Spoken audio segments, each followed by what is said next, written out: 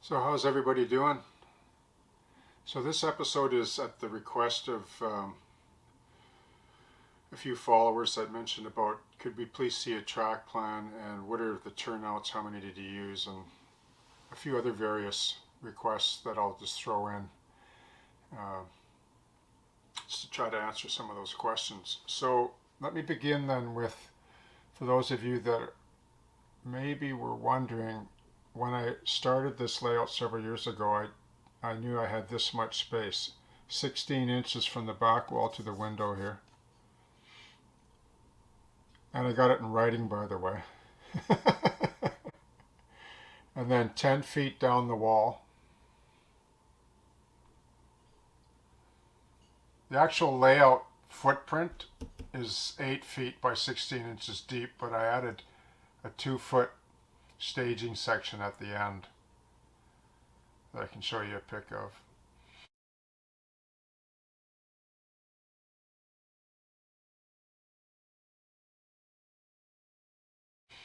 So, like I say, when I began, I had no funds, and I thought I'm going to use everything that I have on hand, and I had a lot of turnouts on hand that I had scratch built, well, on Fast Track's paper templates from quite a few years back. I had some curved number 10s and some number 7s. I like to use number 7s because they handle 6-axle locomotives well. Anything smaller and you run into the odd locomotive that'll have a bit of trouble with them. Besides, they look more prototypical and they flow better, the trains do, when they run through them. Okay, and so this was built on 3/4 inch frame with about 16-inch spacing on the studs underneath, and then I had some mahogany. I think this was oak. Actually, was this oak? Yeah, oak or mahogany 3/16 ply. Really doesn't matter. And then I varathaned it with 3 or 4 coats of flecto-varathane, just so that when I put a lot of water on it for ballast, like diluted carpenter's glue, it won't warp, right? It'll just evaporate away. And then, of course, I used just gravel and stuff sifted from the driveway and back alleys, like I've always done as a kid. And I still do it. Sorry, all you gravel and woodland scenic suppliers, I don't use a lot of your product because, well, I mean, I do. I mean, I used it for here, like some of the grass work, and I like their static grass, and they're great for the hobby, obviously. But I just was always one that found the stuff lying around. Just was always grew up with a kind of you know budgetary approach to everything. So these turnouts were Code 83, and I built them on Fast Tracks paper templates. Now I don't use their jigs because I simply cannot afford them. Sorry, like I think Fast Tracks is fantastic. I'll give a link down below, but I can't afford their tools and jigs. I just can't. And so, but I can afford their paper templates, and I appreciate them because they're free. And so what I do with those is I basically 3M spray glue these down onto 3/4 inch ply.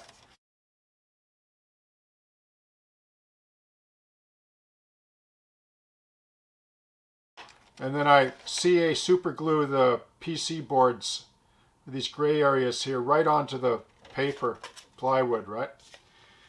And then I just solder up the rail. How do I get the turnouts off the plywood? Well, I just pour isopropyl alcohol over top, soak the whole turnout in paper, let it sit for an hour or two, and they just pop right off with a bit of coercing with a carpet knife or whatever. What are these back here, just in passing? These are Code 70 that I built that I'll be using on the new design. I'm going to use Code 70 for the short line kind of branchy feel, and then Code 83 for, the main line. And then this, if this is a branch, it'll be Code 70 going to the yard and so on. So yeah, so I just glued them down. I actually CA'd the track, the Atlas track, and the PC board right to this board. And then I just ballasted with diluted carpenter's glue. That's how I glued those down. And then, of course, the road material. This is 60 thou styrene plastic I had laying around, and I had a huge long length of it that I used for the purposes of this road. So it's all one piece, except for this insert here and this one. But for the next build that I'm going to do, I don't have any more of this left, so what I'm going to do is I'm going to use 1/8 press board, like hardboard masonite. It's great stuff. Wood on wood, it'll glue well, it sands well, it seals well, it paints well. And the nice thing about the plastic is it's almost impervious to humidity, right? I mean, the wood will move underneath it, but the plastic won't. It stabilizes the laminate board even more, so. But I like it because it paints up well, and I'm not a Photoshop, wallpaper guy. I won't be doing that. I see people have problems with it. The humidity hits it and it peels up and ripples, and I like to treat everything like a model, including the road.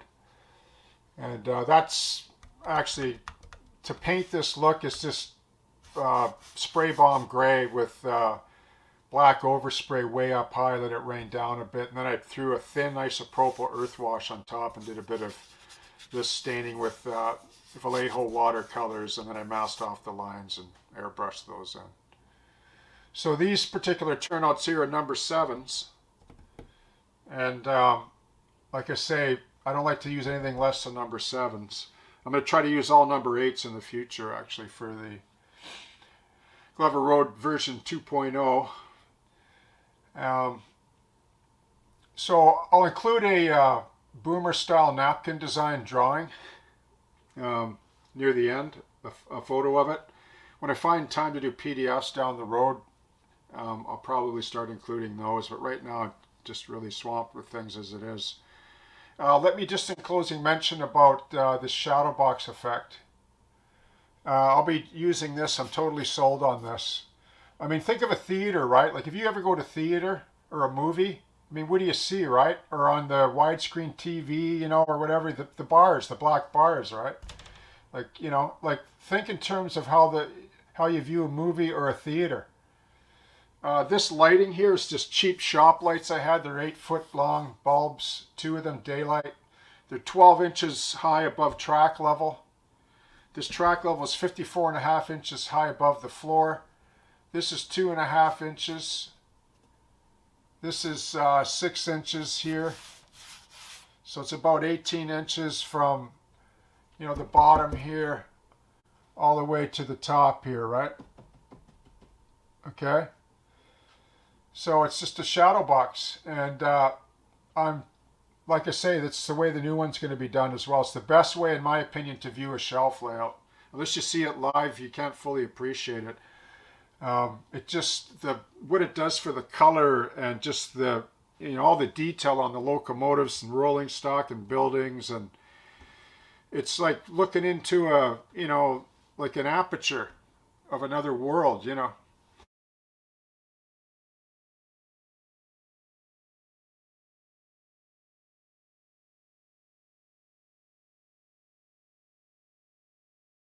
Anyway, so that's that for that. And then just at the very close here, I just want to say that the idea of this was the main line. I'm really glad I put this siding runaround in, because I can run down here with a couple of 6-axles if I want, drop a few cars and then run around and then disappear off stage left.